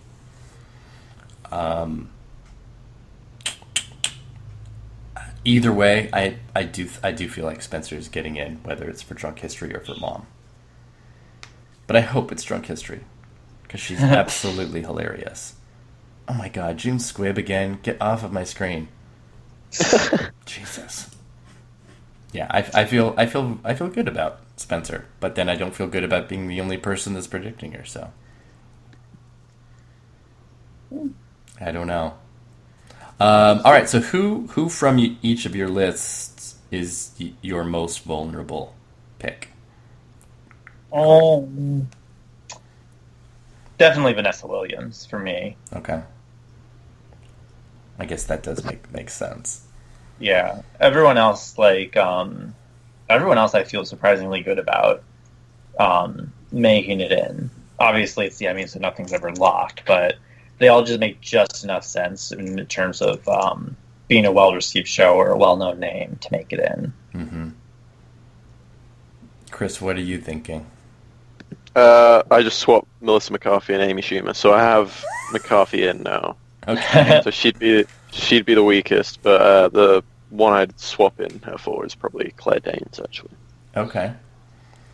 I think the one I actually feel the weakest about is Christine Baranski, which I shouldn't, considering I have Estelle Parsons and Octavia Spencer. But I just feel strong about those two actresses and a little bit less so for Baranski. I don't know. I probably shouldn't, but I do. And if I were to take her out, I would put in Melissa McCarthy, which I might do in the next couple of days. So we'll see. Are we good and wrapped for the guest categories? Yeah. I think so too. I know at the top of the podcast I said we'll go through writing and directing, but I think we'll just save that for people that can check the website predictions. It's going to put us too far, way too far, because I really want us to get to our hopes for Emmy nomination picks. I think that's more important, because I have like 7. And some of them are double picks that I'm cheating like hell on, so I don't even care. So I think we'll end the podcast now talking about what we want to get nominated in various categories. Not anything specific like running down what do you want in this and what do you want in this, but just blurting out what we want to see happen. That probably has not a great chance. So, Chris, what are 2 nominations you would really love to see? Basically, there was a bit of a theme with the AWME's announcement. I was pretty much celebrating every nomination for 2 shows, so anything for Horace Pete or The Leftovers, pretty much. So, realistic one, I'd love for our Horace and Pete predictions to be right, and then The Leftovers, like someone like Carrie Coon breaking into that awful actress category would be really fun. Yes, and she is submitted in lead, so that is where that's where she would have to break through. And another one slightly more realistic for The Leftovers. Like I know quite a few of us have it in writing, so I hope that actually does pay off. Yeah, I think so too. Okay, Jonathan, what about 2 that you want? We're going to do more. I just want to hear 2 right off the bat. Yeah, one. This one I am actually predicting. But I do hope it. It's a weak one, but I hope it comes to pass. Is Rachel Bloom for Crazy Ex-Girlfriends, and really, I'd love her to get any sort of nomination for her work on that show, if it's for her acting or for co-writing the pilot, or especially for like any of the work she's done on the music of the show, which. The music categories at the Emmys are always really weird, but if that show doesn't manage to get any music nominations, it's just criminal. That would be my first thing, is just Rachel Bloom for anything. And then second would probably be a You're the Worst nomination for writing or directing. I don't really have much hope in the acting categories, but I would hope that the writers or directors would be able to see the show and recognize how wonderful it is. And they were very smart to submit the best episode of the show in both categories. Yeah. I'll see the sound system. So a nomination in either of those categories. I remember Todd saying on the last podcast that he thinks it could happen in writing, but that would make me very happy. What season of that show are they in right now? Who? Of You're the Worst. Just finished. The second season was submitted for this year. Got it. Okay. And then season 3 is out in like a month, I think. Okay. Yeah, I mean, I know that's a pretty huge critical hit. It was a huge hit at the AwardsWatch Emmy nominations yesterday. I think it got 9, which was the second most of any show. Huge. So there certainly will be a lot of people at AwardsWatch that would be very happy with that, if that happened. So I'm going to start my 2 with 2 that I do have predicted, even though I think they are stretches. The first is Allison Wright for The Americans in supporting actress in a drama series. I would be absolutely over the moon at this nomination. I do, as I've said in every podcast and write-up, I am going all in on The Americans this year in multiple acting categories, just all over the place. So it's a do or die for me. I would be elated. She is, for me, a heart of that show and a morality struggle that was consistently just beautifully played by her. And she was so strong that a lesser actress would not have as much sympathy for what she was doing and the decisions that she made. Because so often it's very easy to make judgments on women in bad relationships and why can't you just get out of that and why would you make that decision? And how she played it and how the writers wrote it for her made it incredibly sympathetic. So I think it was just a perfect convergence of actress and part and script for her. The second is one of my first of cheating double hopefuls, and that's Connor Jessup and Joey Pollari in American Crime, who are both up for supporting actor in a drama series. I do have Connor Jessup predicted, although my faith in that prediction is absolutely, at the bottom. I really felt both of these young guys played their gay characters with an amazing amount of complexity and did it very just with difficult levels of skill, because there was a lot of violence and internal hatred with some of these characters, and that can be a hard thing to play, and I thought they were both spectacular. And I'm talking way too long, but there we go. Those are two that I'm actually, Allison Wright and Connor Jessup, that I'm predicting, but I don't necessarily think are happening. Chris, what else would you like to see? I'm gonna go on the back of what Jonathan said and go for a slightly more unrealistic one and say Aya Cash for actress in a comedy. I think You're the Worst went from like a really lovable, enjoyable comedy in seasons 1 to a much darker version that was dealing with depression, and a lot of it was on the back of Aya Cash's performance. I think she probably gave one of my favorite performances of last year. So I would love for her to get in. And then a slightly more realistic one, I'm actually going to cheat as well and predict. I'm predicting both of these. So the two Better Call Saul people that didn't get in last year, Michael McKean and Rhea Seehorn, I'd love for both of them to get in. I think they did both. Probably my two favorite performances on that show last year, actually. Awesome. I love that. And Rhea Seehorn also got an AwardsWatch Emmy nomination yesterday, and was very thankful for it on Twitter. So, Yeah. yay, and shout out to Rhea Seehorn for being super awesome. Jonathan, what else for you? Going back, I was predicting him earlier, and then I decided to drop him. I just love to see Bokeem Woodbine jump in for Fargo, just because Ted Danson is a larger name. But he was just, I had never really seen Bokeem in anything before, and he managed to steal so many scenes in that show. That would really be a shame if the show managed to get a lot of Emmy love, and he wasn't a part of that. Would be very unfortunate to me. I totally agree. Yeah, another one would probably be Review. Another one that was successful. Ooh, yay. I would love to see Andy Daly slip in for that, because he's just because you watch the first season of that show and you kind of wonder, oh, they really don't have anywhere to go, do they?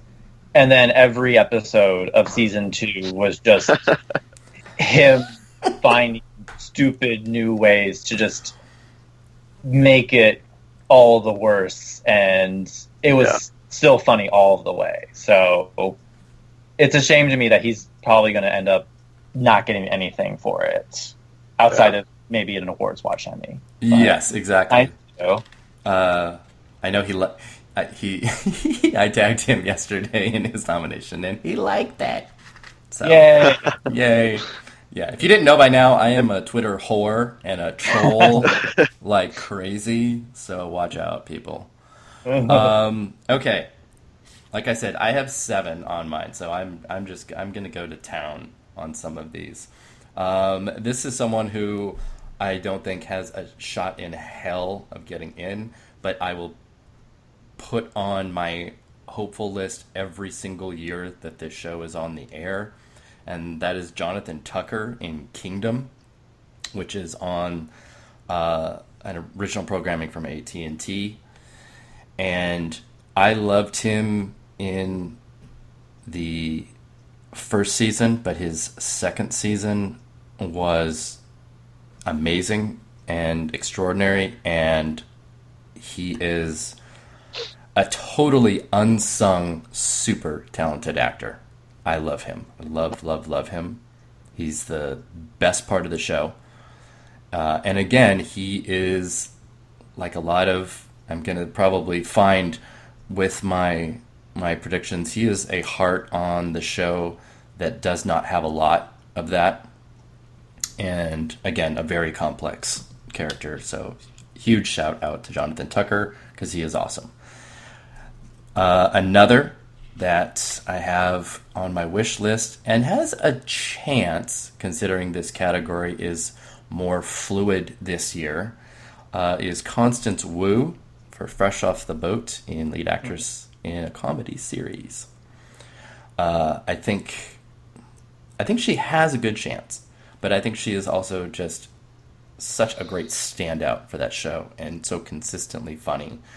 I would love for her to get in and then submit the Melrose Place episode and win.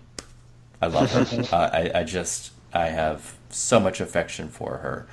And she's also been a really good outspoken person this year for visibility and diversity, especially for the Asian community, which is, when we're talking about diversity in entertainment and with awards and all of this stuff, it seems very specifically targeted to black performers, and that's I understand why, but it also sidelines anyone that is South Asian or Chinese or Japanese or Middle Eastern or African or anything like that. So I think she is a fantastic representative, and she's been very outspoken, and I love her for that. She's also fucking hilarious. So yes.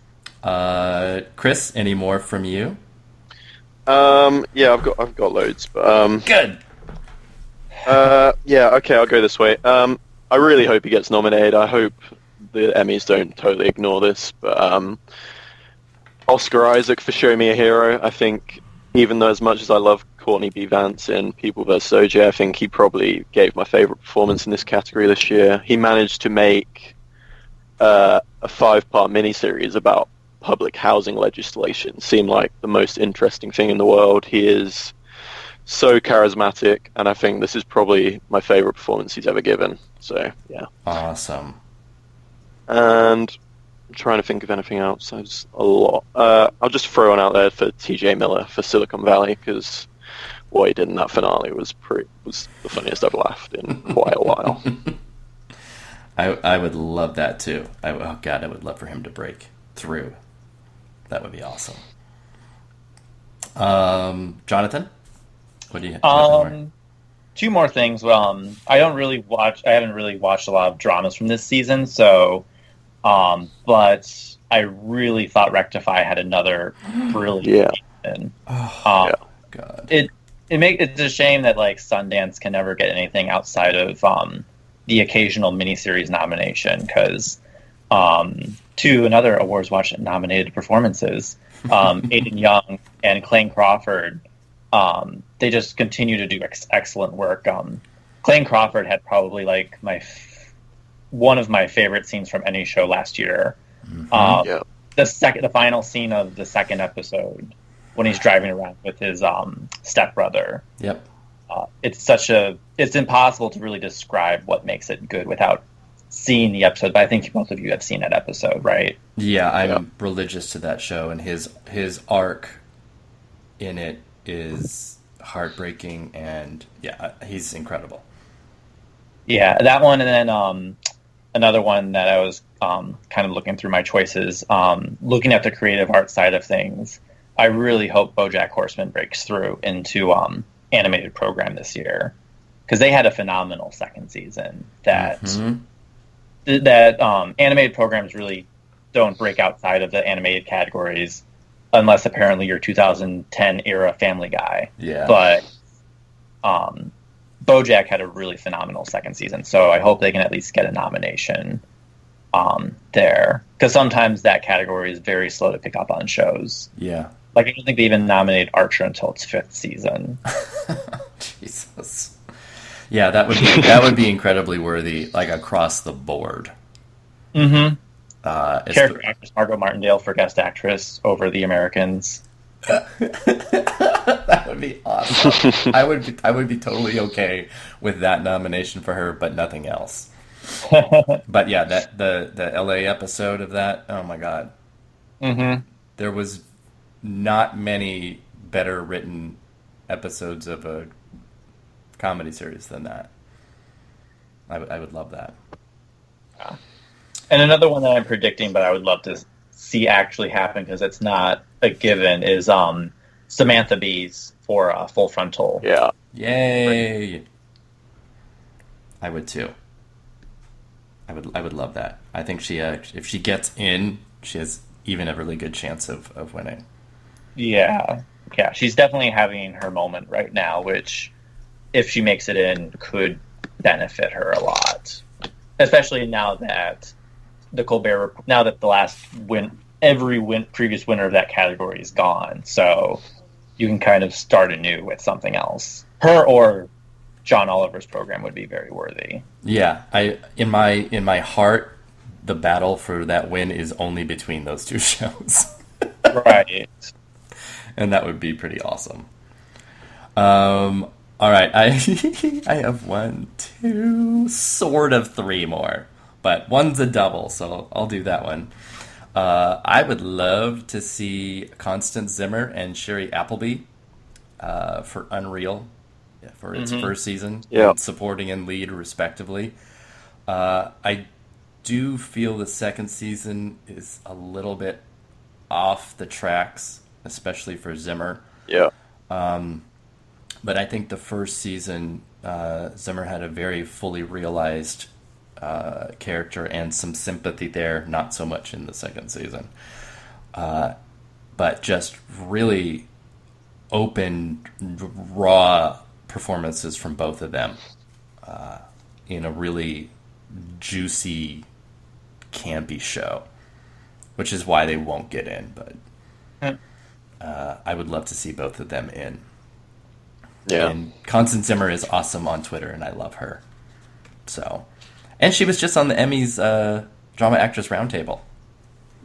Oh. So, maybe something's up there. Wasn't Jennifer Lopez on that as well, though? You know what, Chris? You just shut up. I've got one more. It's more of a do and a don't. Like, just please nominate Sterling K. Brown, Courtney B. Vance, Sarah Paulson for American Crime Story. They're all great, but please just fucking ignore John fucking Travolta, please. No John Travolta. I will put down here on you. Jonathan, do you have any more? I'm just gonna throw out 2 more but I want to know if you have any more. Go for it. Okay. So, as much as I would love to see T.J. Miller get in for Silicon Valley, I would really love to see Zach Woods get in. Yeah, I was going to mention him as well. He is, again, here's my theme, he is a moral center and heart of a show that doesn't necessarily need to truck in that so much, but I think he is brilliant. I think he was awesome in The Office. I think he was awesome in Veep. I think he needs to have like his moment, and it needs to come here because he's superb. I love that guy. And then my last one is for Eva Green, Penny Dreadful, lead actress in a drama series.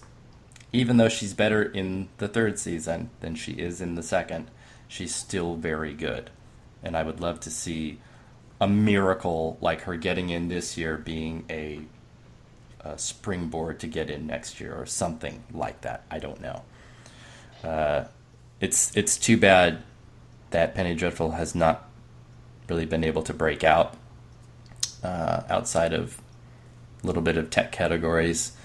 It's got a lot of genre bias against it, but if Game of Thrones can win drama series, then there is hope for other genre dramas to be able to do well. So those are my hopes for the Emmys next week. So hey, look at it. I think that puts us at just a little bit over 2 hours, like the last one. See, it's a good thing we didn't do the writing and directing, or we'd be here for another 45 minutes. Do you guys have anything else to offer or toss up with our final prediction podcast? Please don't piss me off, Emmys. I don't know. Yeah. Pretty much. Yeah, pretty There's much. a lot of ways there could be a lot of cool nominations, so just don't fuck it up too much, basically. But it's always like that. We're going to see things we're super happy about, and we're going to see things that we're furious about. It's part of the fun, and it's part of the horrible relationship that awards goers have with awards shows. We kind of live for this. If it just went our way every time, I think we'd lose a little bit of the fun and vitality of it. But all right, so cool. We can wrap up this year's final predictions for the 2016 Emmys, the 68th Emmy Awards. Those nominations are going to be announced next Thursday, Tuesday, the 14th, at 8:30 a.m. Pacific. So yay! Thank you for not making me wake up at 5:30, Emmys, for the second year in a row. You're awesome. And Lauren Graham and Anthony Anderson are going to be doing those nominations. So make sure and follow us on Twitter. I will be furiously trying to type out names as quickly as they are announcing them. And then later that evening, AwardsWatch's Emmy Awards will be announced. The nominations were announced yesterday, so head over to awardswatch.com and see what got in. And these are forum-based nominations, not Television Academy nominations. So don't get too confused or too happy or too disappointed by them. But if you are, join the forums, and then you can have a voice and a vote as well. So other than that, follow us on Twitter at awards_watch. Awardswatch.com is the website, and that's where you'll find these predictions. You'll find the writing and directing predictions from the Emmy experts on that front page as well. And I think that's about it until then. Thank you, Chris, and thank you, Jonathan, for joining me this morning. Thanks. I am always down for a 2-hour plus podcast. I love it. I love it. And judging by the downloads, I think people liked it too. So I think that might be our future. All right. Well, until our post-Emmy nomination podcast, I bid you gentlemen adieu and listeners as well. Bye. I was working hard at a New York job making dough, but it made me blue. One day I was crying a lot, and so I decided to move to West Covina, California. Brand new pals and new career. It happens to be where Josh lives, but that's not why I'm here. She's the crazy ex-girlfriend. What? No, I'm not. She's the crazy ex-girlfriend. That's a sexist term. She's the crazy ex-girlfriend. Can you guys stop singing for just a second? She's so broken inside. The situation's a lot more nuanced than that. C-R-A-Z-Y. Okay, we get it. Crazy ex-girlfriend.